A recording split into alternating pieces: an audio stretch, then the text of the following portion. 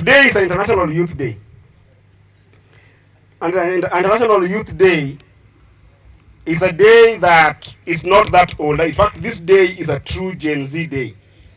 Because this day was founded in the year 1998, which I think is when most of the Gen Zs were born.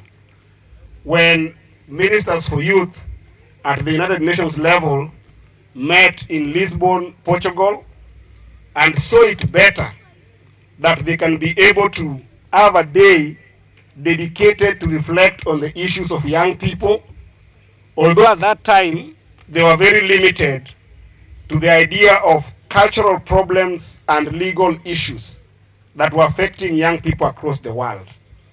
And therefore it's a very important day to reflect on those issues.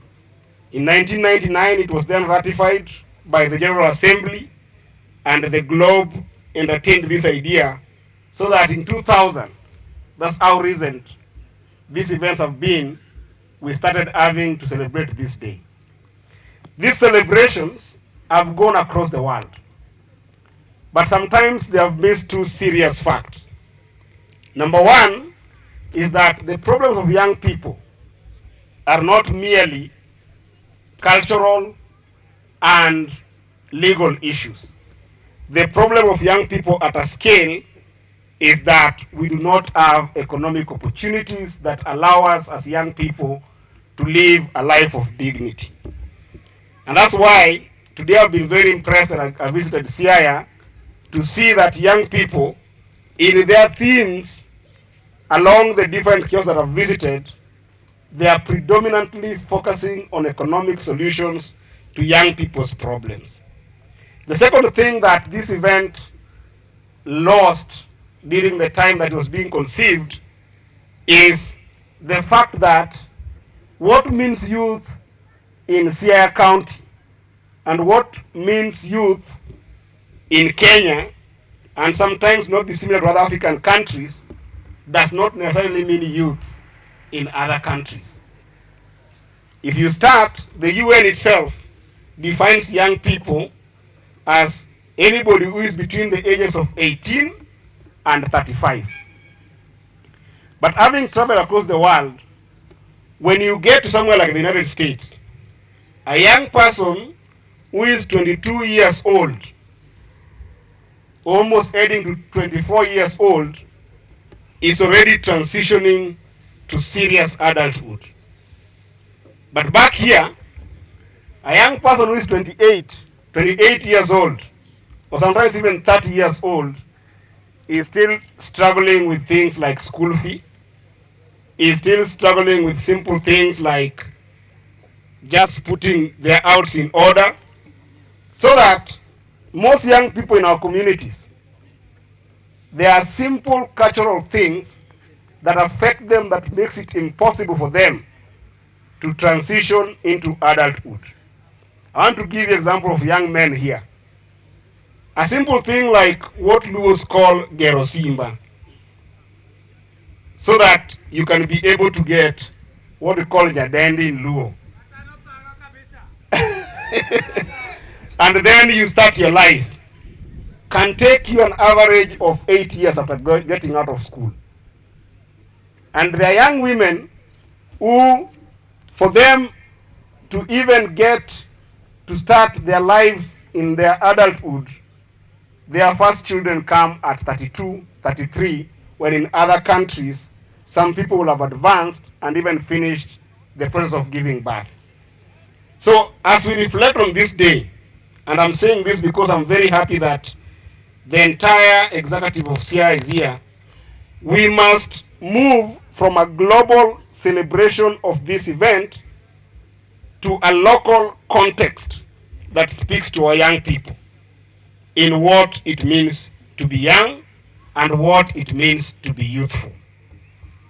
And that's why my topic today, I know I was given a topic to talk about how do we harness what we call digital opportunities, which in the way it was framed is basically trying to assess what are proven digital systems and innovations across the world that can be able to help young people advance in terms of both talent building and economic building.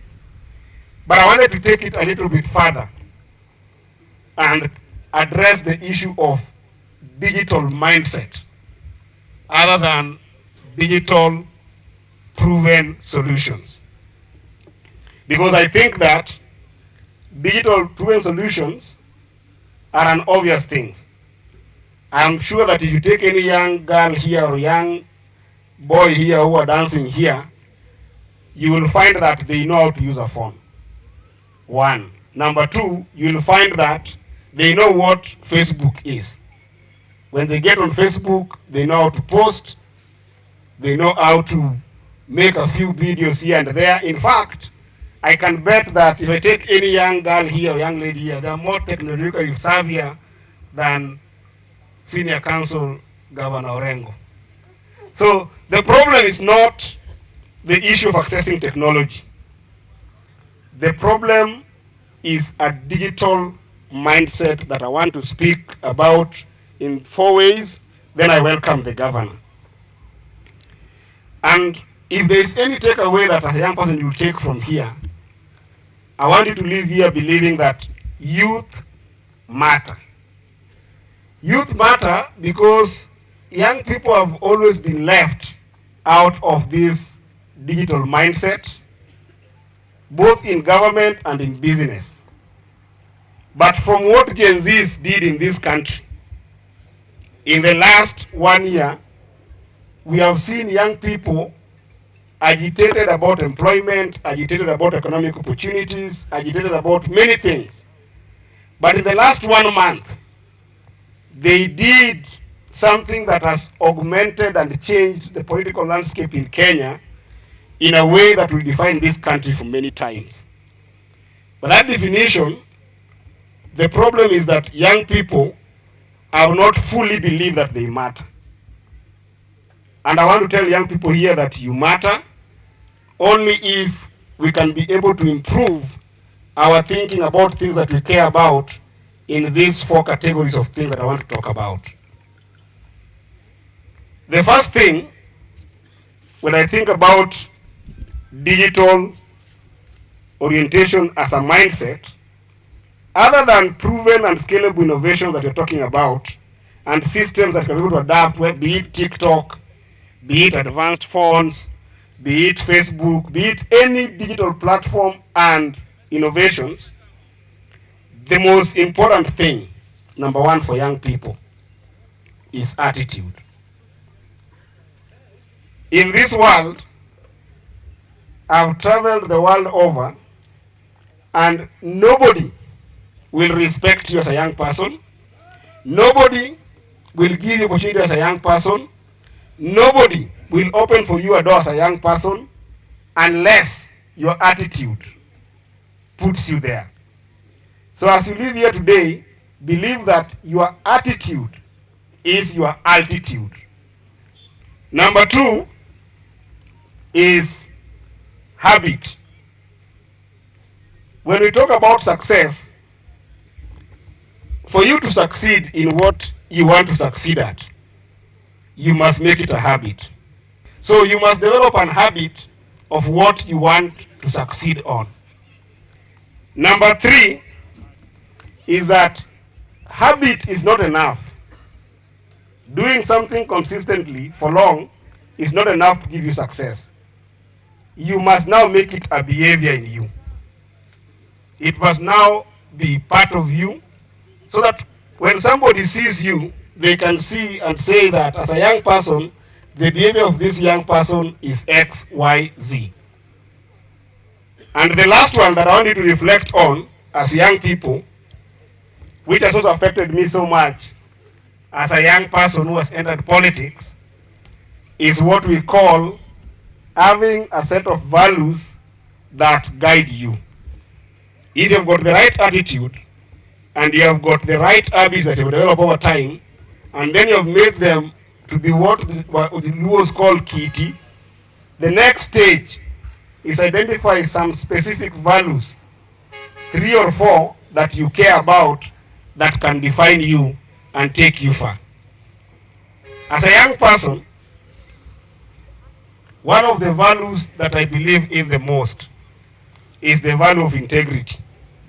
Right now you saw that when the deal was being made, despite the fact that the changes in Kenya have been purely because of young people, when opportunities came to be in government and some structural adjustments in different political formations, young people are left out. And that is because we identify the other people, even the great voices that were fighting for young people in those other quarters, we could not be able to fight together because of what we call stigma. And that is why as a young person, when you're walking this earth, make sure that you form some values that even despite the fact that you can be in a very challenging situation where there's stigma, you can be able to stand out as something different. And things like values of integrity, values of giving back to the community, values of working hard are some values that you must start building among yourselves so that at any place, whether in business or whether you're in politics, people can take you differently to be a different person.